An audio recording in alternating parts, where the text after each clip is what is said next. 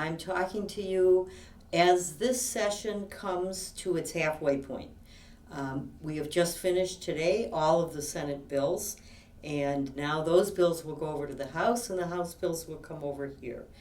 There is one exception to that, and I have to tell you I'm very pleased. We had a special bill that went through special expediting, and it was about the Special Olympics.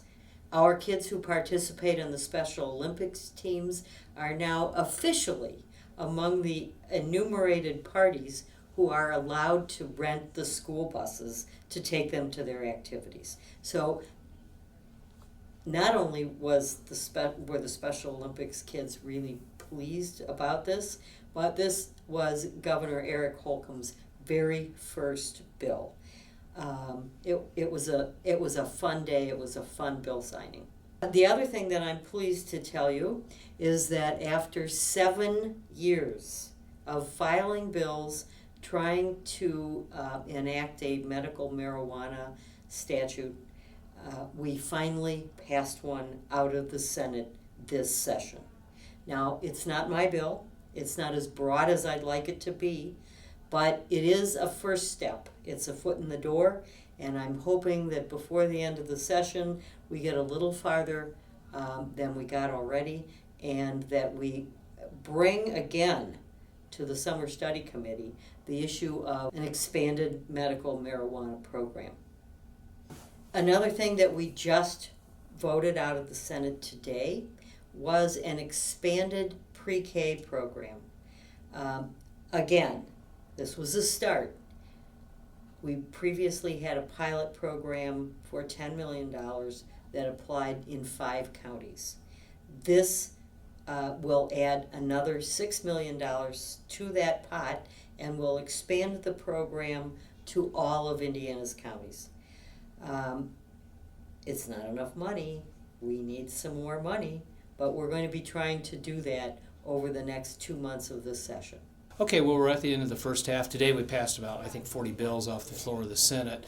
One positive thing we have done in the first half is Senator Karen Tallian of our caucus had a bill which will allow for a further study of Family Medical Leave Act and how we could really implement that in the state of Indiana to help working families. With that exception, we did do some work on opioid addiction. That's a good thing. But we missed opportunities in terms of things like raising the minimum wage in the state of Indiana, other ways that we could really help working families. So I hope that in the second half, maybe we'll take a look at what we can really do to help the working families of the state of Indiana. We also missed opportunities. We could have amended our Civil Rights Act to include protection for every person in our community.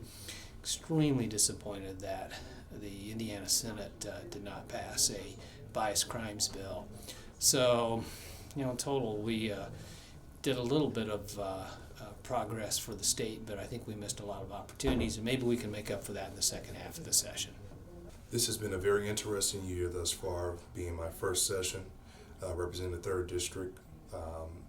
A couple of things that really surprised me in terms of this particular session, and one being excited, is that I believe our caucus was able to help defeat the Superintendent of Public Instruction appointment bill that would have given the governor the authority to appoint the superintendent.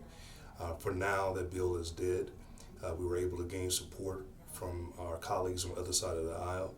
So hopefully that will remain a dead bill, but if not, I think we're prepared to fight on dealing with that issue. Secondly, I would say one of the disappointments I've had this session thus far is that we were not able to get a successful bias crimes bill through the Indiana State Senate chamber. I believe that Indiana is in a position now where we should do all that we can to make sure that every citizen, no matter what race, color, creed, gender, orientation, should be protected by not allowing anyone to do a hateful act because of their orientation, because of their race, because of all other various characteristics.